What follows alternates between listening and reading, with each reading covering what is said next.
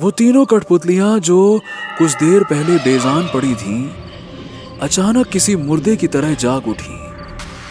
वो जमीन पर नहीं चल रही थीं, बल्कि हवा में तैरते हुए धीरे धीरे उन तीनों दोस्तों के सिरों के ठीक ऊपर पहुंच गई। उन कठपुतलियों की उंगलियों से बारीक चमकीले धागे निकलने लगे और एक एक करके वो धागे लवली के शरीर के जोड़ जोड़ से जुड़ते चले गए। अचानक बिना किसी सरसराहट के लवली एक झटके से अपने बिस्तर पर खड़ा हो गया। पर ये वो लवली नहीं था जिसे इनायत और रोहन जानते थे।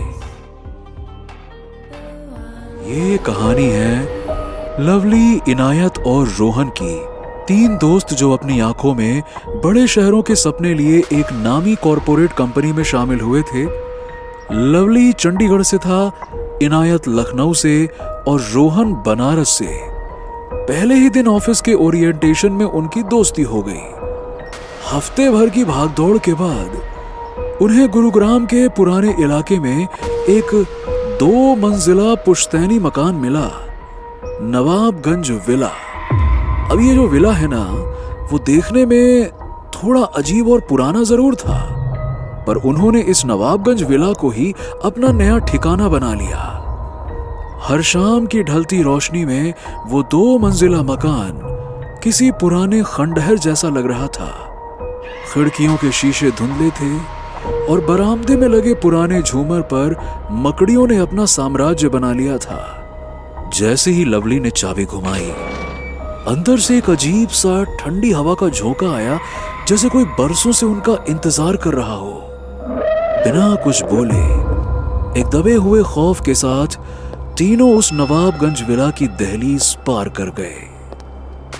तेरे की, ओए, अरे रब रखा, ओए इनायत, ये घर है या किसी हॉरर फिल्म का सेट है? दीवारें तो देख, ऐसा लग रहा अभी बोल पड़ेंगी। पाजी, इतने तो पैर रख दे, मेरी रूह कांप गई। मियाँ लवली जी, जरा जबान को लगाम दीजिए। अजीब पुराना घर है, इसका मतलब ये थोड़ी ना है कि आप इसे भूतिया कह दें। लखनऊ में ऐसी इमारतों को विरासत कहते हैं। बस जरा सा गर्दो गुबार ज्यादा है, वरना नक्काशी तो देखिए। सुभान अल्लाह, सुभान अल्लाह। ए गुरु, एको बात कहें, हमका ऐसा लागत है कि तुम दोनों अपनी अपनी जगह सही हो, में कोनो दिक्कत ना है, लेकिन पर्सनली ना हमको मामला हिया कुछ गड़बड़ा ही लगता है।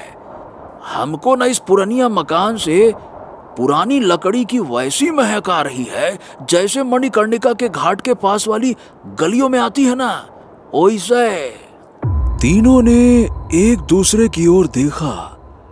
इनायत के चेहरे पर तहजीब वाली मुस्कान थी, रोहन के चेहरे पर बनारसी बेफिक्री और लवली के चेहरे पर पंजाबियों वाली हिम्मत। पर उन्हें क्या पता था कि नवाबगंज विला की इन सीलन भरी दीवारों के पीछे कुछ और भी छिपा है। घर की साफ सफाई करते करते तीनों ऊपर वाली मंजिल के आखिरी कमरे तक पहुंचे तो उस कमरे का जो दरवाजा था वो बाकी के दरवाजों से थोड़ा अलग था। जैसे ही लवली ने कंधे से जोर लगाकर उस दरवाजे को धकेला, दरवाजा धक्क करके खुल गया। दरवाजा खुलते ही अंदर से ऐसी गंदी और सड़ी बदबू आई कि तीनों 2 कदम पीछे हट गए। लवली ने रुमाल से नाक ढकी, रोहन ने झाड़ू संभाला और इनायत ने टॉर्च की रोशनी अंधेरे कोने में डाली। जैसे ही टॉर्च की लाइट कमरे के कोने में पड़ी, जालों से लिपटा हुआ एक भारी लकड़ी का पुराना संदूक दिखाई दिया।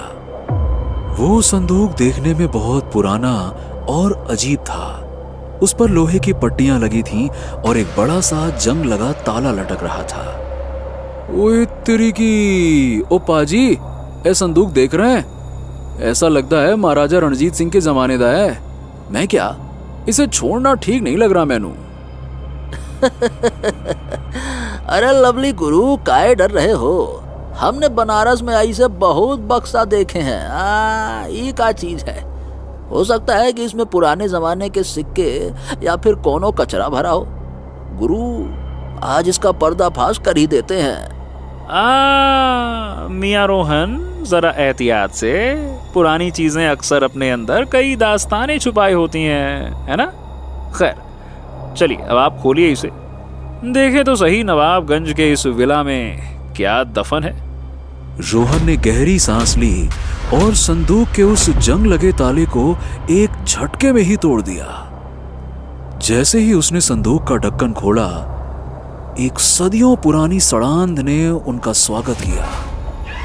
वहां कोई पुराना खजाना या कचरा नहीं, बल्कि मिट्टी से लिपटी हुई 3 कठपुतलियां थीं। उनके चेहरे मिट्टी या लकड़ी से नहीं बने थे। उन्हें देखकर ऐसा लग रहा था जैसे किसी ने जीते जागते इंसान की असली चमड़ी को उन लकड़ी के ढांचों पर मढ़ दिया हो। उनकी कांच की आंखें बिल्कुल असली लग रही थीं, जैसे वो अभी पलक झपका देंगी। सबके चेहरों पर एक ही तरह की कान तक फैली हुई वो शैतानी मुस्कान थी। ओए ओए मवालियों, ओए इनकी आंखें देख रहा सी, ऐसा लगता है कि अभी पलक झपक देंगी। ओए इनायत, ये कोई खेल खिलौना नहीं है यार। ओ पाजी, ये कोई शैतानी आफत है। देख तो सही, इनकी मुस्कान, इनकी आंखें, ऐसा लग रहा है ये तो अभी बोल पड़ेंगी। अरे काहे घबराते हो गुरु, अब ही हम छुई थे। रुका। अरे मोरे मैया रे, झटका खा गए रे। ये कठपुतली रही, 440 वोल्ट का करंट है। अरे कैसे घूर रही है, ऐसा लग रहा है कि अभी चाय पानी मांग लेगी। ए गुरु, हम कहीं लाग है, कसम से हमको पक्का लागत है। ये घर का मालिक ना कोनो बड़ा भारी तांत्रिक वांत्रिक रहा होगा जो जादू टोना करत रहा। हाँ। अरे दोस्तों, आप लोग खामखा परेशान हो रहे हैं। लगता है कि कोई पिछला किराएदार आर्टिस्ट रहा होगा, शायद कठपुतलियों का तमाशा दिखाता रहा होगा। ये एक पुरानी रवायत है, बस ज्यादा कुछ नहीं है, नॉर्मल है। अबे इनायत, ये कोई खेलने वाली चीज नहीं है, ये तो पक्का एनाबेला की चाची लग रही है। इसकी शक्ल देख। देखता ऐसा लग रही है कि अभी बोल पड़ेगी। अच्छा ठीक है, शांति शांति शांति। एक काम करते हैं जनाब, इन्हें वापस से संदूक में बंद कीजिए और कोने में धकेल दीजिए। काम खत्म, कल सुबह देखा जाएगा। फिलहाल तो थकान इतनी है कि भूत भी सामने आ जाए तो हम उससे थोड़ा सा वक्त मांगेंगे कि जनाब पहले सोने के लिए समय तो दीजिए। तीनों ने मिलकर उस भारी और मनहूस संदूक को अंधेरे कोने में धकेल तो दिया, लेकिन रोहन की उल्टी बुद्धि देखिए। उसने सोचा कि अगर ये आंखों के सामने रहेंगी तो डर कम लगेगा, इसलिए थोड़ी देर बाद ही वो उन्हें संदूक से निकालकर लिविंग रूम में ले आया और अपने बिछे हुए गद्दे के पास ही सजाकर रख दिया। ओए, वो तो पागल हो गया क्या? खुदा दे वास्ते इन्हें वापस से अंधेरे में डाल दे यारा। मेरी तो रूह कांप रही है इनकी मुस्कान देखकर। इन्हें यहाँ से हटा, यहाँ से हटा, वरना ये आज रात में सोने नहीं देंगी। मैं नहीं सो पाऊंगा इनके साथ। ना, इनको ले जा यार। अच्छा देखिए जनाब, वापस इन्हें संदूक में रखाते हैं, फालतू में लफड़े क्यों पालना। चलिए आइए। लेकिन रोहन ने उनकी एक ना सुनी। उसने उल्टा उनका मजाक उड़ाना शुरू कर दिया, जैसे वो किसी पुरानी हॉरर फिल्म के डरपोक किरदार हों। इनायत और लवली ने बेबसी से एक दूसरे की तरफ देखा। उन्हें पता था कि रोहन की ये जिद उन्हें बहुत महंगी पड़ने वाली है। उन्होंने अनजाने में उन शैतानी कठपुतलियों को अपने सिरहाने के पास जगह दे दी थी। वो बेखबर सो गए, पर नवाबगंज विला की वो रात अभी जाग रही थी। रात जैसे जैसे गहरी हुई, लिविंग रूम की हवा बर्फ की तरह ठंडी होने लगी। वो तीनों कठपुतलियां जो कुछ देर पहले बेजान पड़ी थीं, अचानक किसी मुर्दे की तरह जाग उठी। वो जमीन पर नहीं चल रही थीं, बल्कि हवा में तैरते हुए धीरे धीरे उन तीनों दोस्तों के सिरों के ठीक ऊपर पहुंच गई। उन कठपुतलियों की उंगलियों से बारीक चमकीले धागे निकलने लगे और एक एक करके वो धागे लवली के शरीर के जोड़ जोड़ से जुड़ते चले गए। अचानक बिना किसी सरसराहट के लवली एक झटके से अपने बिस्तर पर खड़ा हो गया। पर ये वो लवली नहीं था जिसे इनायत और रोहन जानते थे। उसकी गर्दन एक तरफ अजीब तरह से झुकी हुई थी, जैसे अंदर की हड्डियां टूटकर बिखर गई हों। उसकी आंखें पूरी तरह से खुल चुकी थीं, पर उनकी पुतलियां गायब थीं। फिर शुरू हुआ वो शैतानी डांस। लवली किसी अदृश्य मदारी के इशारे पर कमरे के बीचों बीच चक्कर लगाने लगा। उसका नाचना बिल्कुल बेजान था, जैसे कोई पुरानी लकड़ी की गुड़िया हो। जैसे ही उन अदृश्य धागों की पकड़ ढीली हुई, लवली का शरीर जो अब तक हवा में था, एक बेजान गठरी की तरह नीचे गिरा और वो कठपुतलियां वापस से अपनी जगह पर जाकर जम गईं। उनकी आंखों की वो सफेद चमक मद्धम पड़ गई और उनके होठों की शैतानी मुस्कान अंधेरे में घुल गई। कमरे में वापस से वही सीलन भरा सन्नाटा छा गया।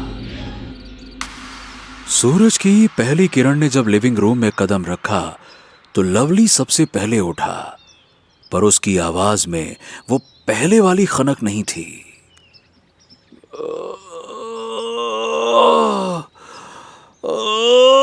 ओए तेरी की पाजी, पाजी मेरी पीठ। ओए ऐसा लगता है जैसे किसी ने रात भर कोड़े मारे हो। ओए जलन हो रही है यारा।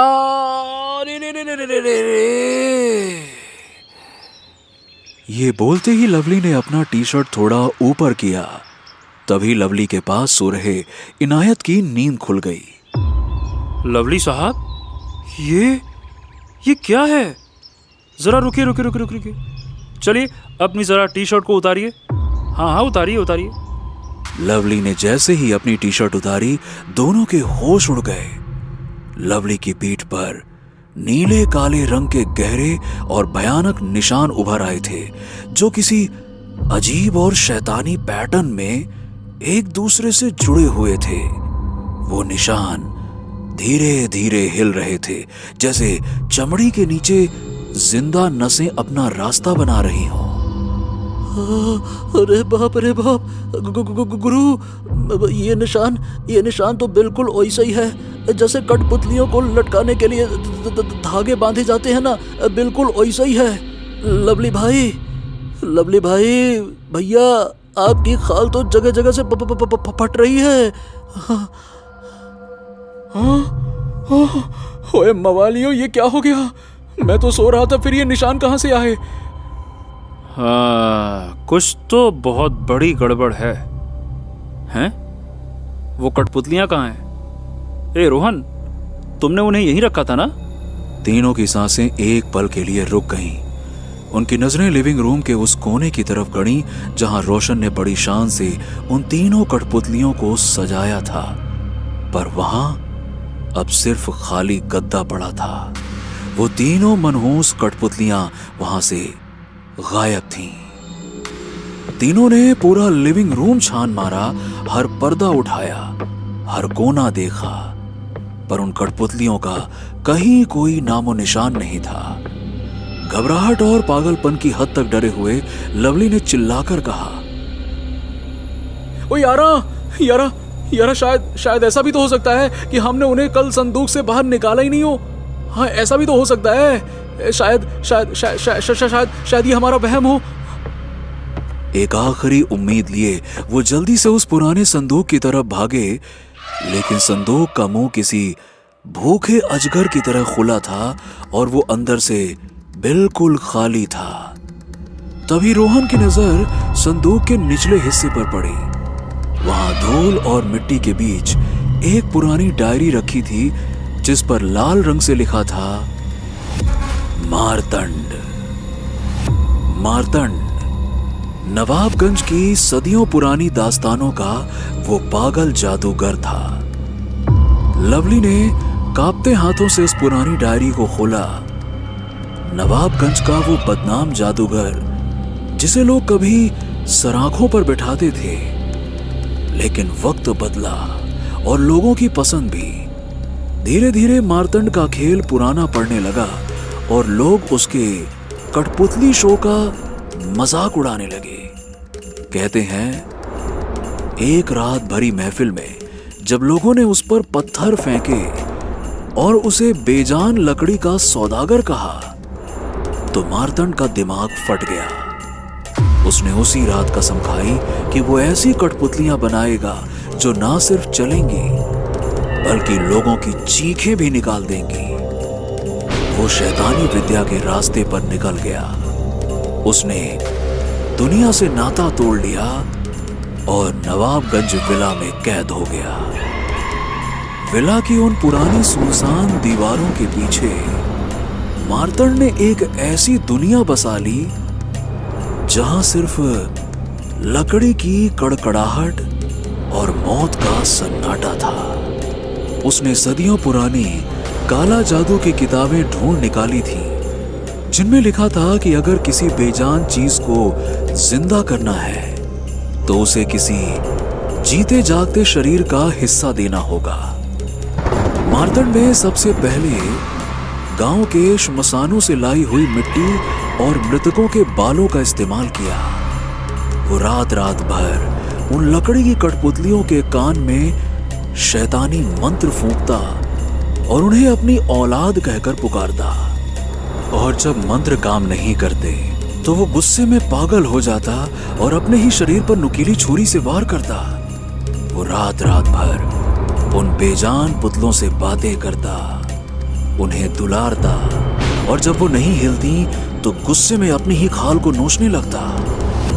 आखिरकार उन बेजान कठपुतलियों में जान फूंकने के लिए उसने वो भयानक कदम उठाया जो कोई सोच भी नहीं सकता। उसने अपनी बाईं बांह की खाल को चीरा और वहां से एक लंबी नस खींची। उसने उस गरम नस को सुई में पिरोया और उसे अपनी सबसे प्रिय कठपुतली के दिल के पास सिल दिया। उसने अपनी देह की एक एक करके सारी नसें खींची और उन्हें अपने हाथों से बनाई हुई कठपुतलियों के जोड़ों में पिरो दिया। ये करते ही मार्तंड की कठपुतलियां तो जिंदा हो गईं, पर मार्तंड की रूह अपनी ही बनाई उन मनहूस कठपुतलियों में जिंदा कैद हो गई थी। पर उसकी प्यास अभी भी बाकी थी। मार्तंड को अब एक मांस मज्जा का नया और जवान शरीर चाहिए था, ताकि वो फिर से इंसान बनकर दुनिया में आ सके। लवली की पीठ पर वो निशान कोई जख्म नहीं थे, वो मार्तंड की वही भूखी नसें थी जो अब लवली के शरीर में धंसकर उसे अंदर से लकड़ी में बदल रही थी। कांपते हाथों से लवली डायरी के आखिरी पन्ने तक पहुंचा। डायरी का आखिरी पन्ना खून से लथपथ था और उस पर लिखा था, जो इस दहलीज को पार करेगा उसका शरीर मेरा होगा और उसकी रूह मेरी अगली जिंदा कठपुतली। ओए इनायत, ओए रोहन, ओए यारा मेरी गल तो सुन लो। ये कोई मामूली भूत प्रेत नहीं है यारा। मार्तंड ने अपनी मौत से पहले अपनी नसें काटकर इन कठपुतलियों में पिरो दिया था। ये अदृश्य धागे उसकी सूखी हुई नसें हैं। वो हमारा मांस और खून सोख कर फिर से इंसान बनना चाहता है और हमें लकड़ी का खिलौना बनाना चाहता है यार। ये सुनकर रोहन और इनायत के होश उड़ गए। दहशत में तीनों ने तुरंत वहां से निकलने के लिए ऊपर की ओर दौड़ लगाई और घबराहट में लवली वो डायरी अपने साथ ऊपर ले आया। जैसे ही वो मेन दरवाजे पर पहुंचे, बाहर गहरा कोहरा और तूफानी बारिश होने लगी। वो भारी दरवाजा जैसे दीवार का हिस्सा बन गया था। ना वो हिल रहा था ना खुल रहा था। नवाबगंज विला ने उन्हें अपने अंदर कैद कर लिया था।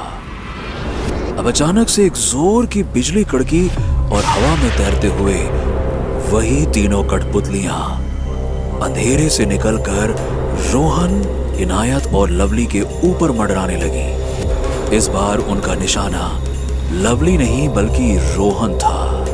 वो अदृश्य नसें झटके से रोहन के जोड़ों में धंसने लगी और रोहन किसी जिंदा लाश की तरह हवा में लटक गया।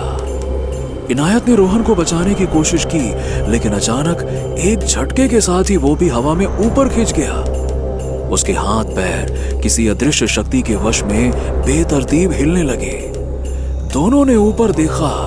अंधेरे में छत से 3 धागे नीचे लटक रहे थे और उनके ऊपर तैर रही थी वो तीनों कठपुतलियां, जिनकी कांच की आंखें अब लाल हो चुकी थी।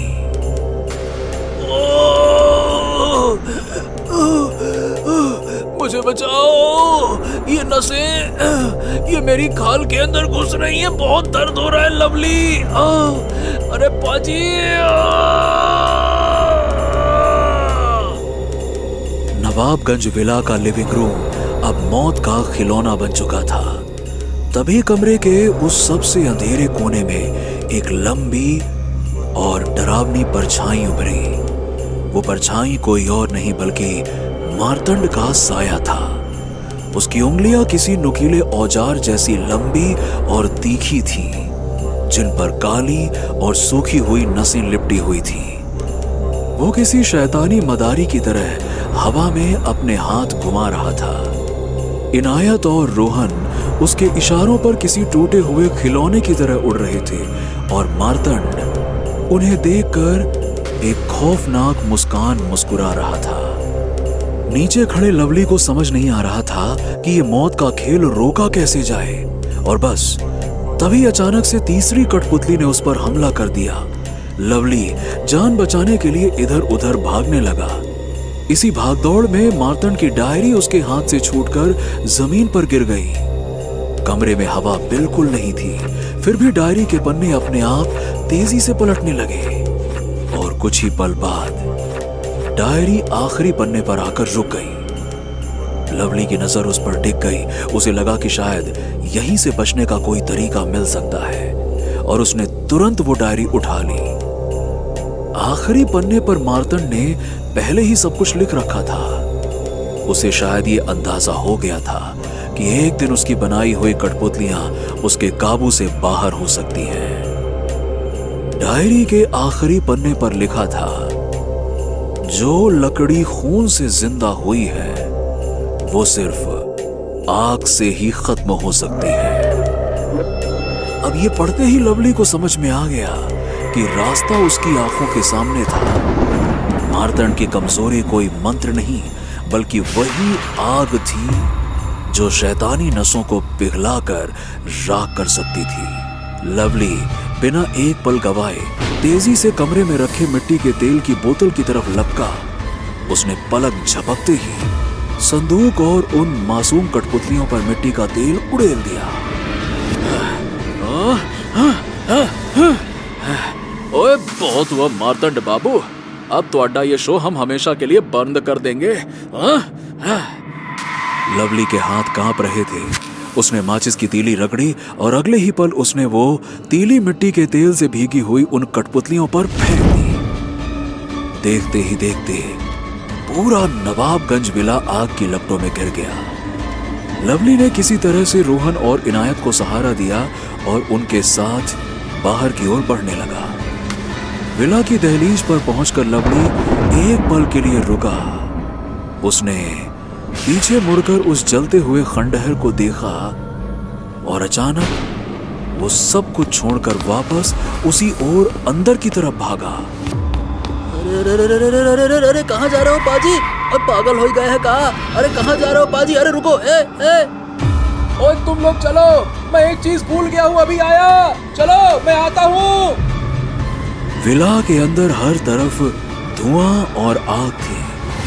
लवली की नजर जमीन पर पड़ी उस मार्तंड की डायरी पर। लवली ने झटपट वो डायरी उठाकर अपने जैकेट के अंदर छुपा ली और तेजी से बाहर आया। 1 महीना बीत चुका था। रोहन, इनायत और लवली लगभग सब कुछ भूलकर अपने घर लौट चुके थे। रविवार का दिन था। लवली अपने कमरे में बेफिक्र होकर सो रहा था। अचानक उसे अपनी उंगलियों में एक अजीब सी झुनझुनी महसूस हुई और उसकी नींद खुल गई। लवली हैरानी से अपने हाथों को देखने लगा। उसकी उंगलियां अपने आप ऐसे हिल रही थीं मानो वो उसके बस में ना हो। लवली ने घबराकर बिस्तर के सामने लगे ड्रेसिंग टेबल की ओर देखा। उस ड्रेसिंग टेबल में लगे शीशे को देखते ही उसकी रूह कांप गई। उसकी आंखों की पुतलियां धीरे धीरे गायब हो रही थीं और चेहरा बेजान लकड़ी जैसा सख्त होता जा रहा था। लवली को कुछ समझ नहीं आ रहा था कि आखिर उसके साथ ही क्या हो रहा है। तभी उसकी नजर उस ड्रेसिंग टेबल पे रखी मार्तंड की डायरी पर पड़ी और एक झटके के साथ उस डायरी के पन्ने अपने आप पलटने लगे और पलक झपकते ही वो आखिरी पन्ना लवली की आंखों के सामने था और उस पर बड़े बड़े अक्षरों में लिखा था, अगला शो शुरू होने वाला है। लवली ने डरते हुए वापस से सामने लगे शीशे में अपने आप को देखा। उसका चेहरा एकदम सपाट हो गया था और उस पर वही डरावनी कान तक फैली शैतानी मुस्कान आ गई थी। उसका शरीर अब उसके बस में नहीं था और वो मार्तंड की सबसे बेहतरीन और जिंदा कठपुतली बन चुका था। दोस्तों, कैसी लगी आपको ये खौफनाक और रोमांचक कहानी? नीचे कमेंट करके जरूर बताइए। और अगर आपको ये कहानी पसंद आई तो लाइक, शेयर और भूतनाशक पार्टी को सब्सक्राइब करना ना भूलें। हर शुक्रवार हम लाएंगे एक नई हॉरर स्टोरी, तो तुरंत बेल आइकन को दबा दें ताकि ऐसी ही हैरत अंगेज कहानी आपसे कभी छूट ना जाए, क्योंकि डरोगे तभी तो आगे बढ़ोगे।